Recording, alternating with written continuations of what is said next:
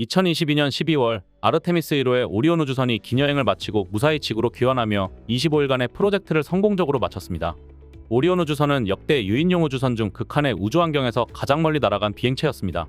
오리온은 길고 혹독한 우주비행뿐만 아니라 지구대기권 진입 시 시속 4만 킬로미터의 속도와 섭씨 2800도의 고온을 견디도록 설계되었습니다. 앞으로 탑승하게 될 인간 승무원들이 안전할 수 있는 조종실 내부 환경을 유지하면서 말이죠. 프로젝트의 성공으로 전 세계인은 다시 한번 나사의 기술력에 놀랐는데요. 그런데 인류가 만든 것 중에 가장 강력하고 정교한 탈 것인 이 오리온 우주선은 나사가 만든 것이 아닙니다. 미국 정부 대상 비즈니스는 전 분야가 거대하죠? 그중 한 해 지출하는 우주개발 사업 예산만 60조 원입니다. 아시다시피 정부 지출은 경기 부양과 산업 발전 그리고 일자리 창출을 위해 다양한 민간 기업들이 함께하는데요. 우주개발 분야 대표 기업은 어디일까요? 록히드 마틴이라는 이름 들어보셨나요? 1995년 항공기술 최강 록히드사와 미사일 기술 최강 마틴사가 합병해 탄생한 시가총액 132조의 세계 최대 항공우주 방위 산업체입니다. 미군이 있는 곳에는 록히드 마틴 제품이 있다고 보시면 되는데요.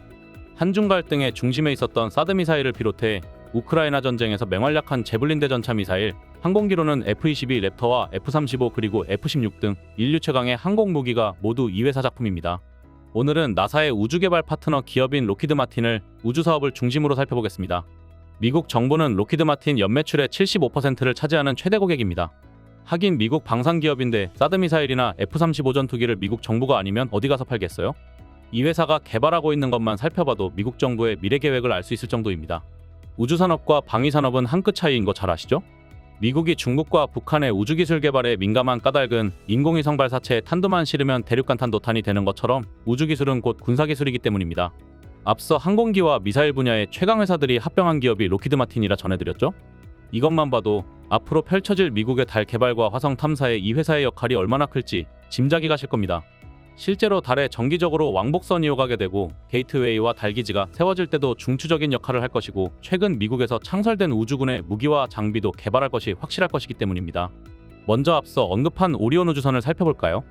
록히드 마틴의 자회사인 록히드 마틴 스페이스 시스템 컴퍼니가 오리온 우주선을 제작한 회사입니다. 록히드 마틴이 나사의 발주로 이 우주선의 설계, 개발, 제작사로 함께한 것은 2006년부터였어요. 무려 15년간 준비한 거죠. 당시 디스커버리와 같은 우주 왕복선이 퇴역한 후 어떤 유인 우주선을 만들어야 하는가라는 연구 단계부터 함께한 것인데요. 당시만 해도 미국은 다시 달에 갈 계획이 없었어요. 우주왕복선처럼 지구 궤도에서 운행할 탈 것을 고려하고 있었기 때문에 초기에는 우주왕복선의 발전된 형태인 우주궤도 항공기의 개발 연구에 집중했죠. 그러다 중국의 달 탐사와 착륙에 이은 달기지 계획의 발표가 있었고 스페이스X의 화성 탐사 계획 등으로 자극받아 정부 계획이 달 개발과 화성 탐사로 미국의 우주 정책이 급진전했고 마침내 오리온과 같은 다목적 유인 우주선으로 개발된 것입니다.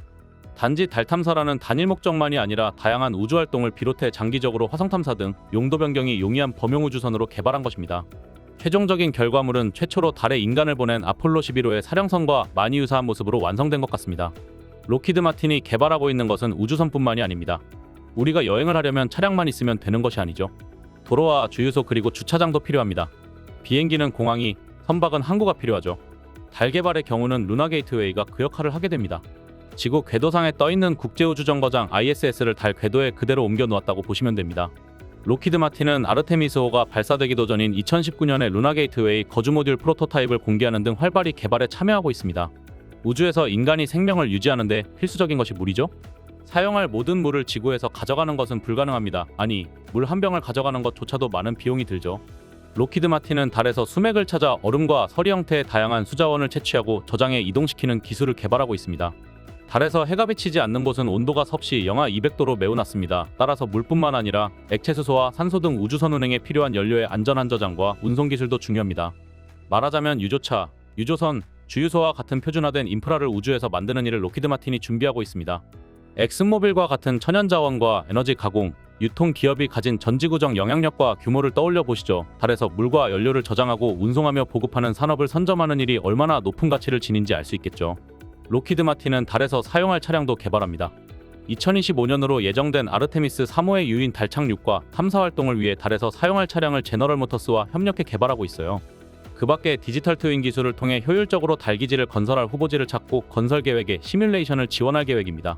또한 달에서의 주요 에너지원으로 활용될 수 있는 원자력 발전과 추진 기술도 연구하고 있습니다. 1969년 인류가 달에 최초로 발자국을 남기게 된 배경에는 20세기 중후반 극에 달한 미국과 소련의 냉전 상황이 있었습니다. 현재 전 세계적인 우주개발붐 또한 중국과 미국을 중심으로 한 신냉전 분위기와 무관하지 않은데요. 당시의 경쟁이 누가 먼저 인간을 달에 보내는가에 대한 것이었다면 지금은 누가 먼저 달의 남극에 기지를 건설하나를 두고 미중 간 우주 패권 경쟁이 벌어지고 있습니다. 부디 갈등 없는 평화로운 개발로 인류 공동의 발전을 이끌 수 있는 달 탐사가 되길 진심으로 기원합니다. CNPN이었습니다. 감사합니다.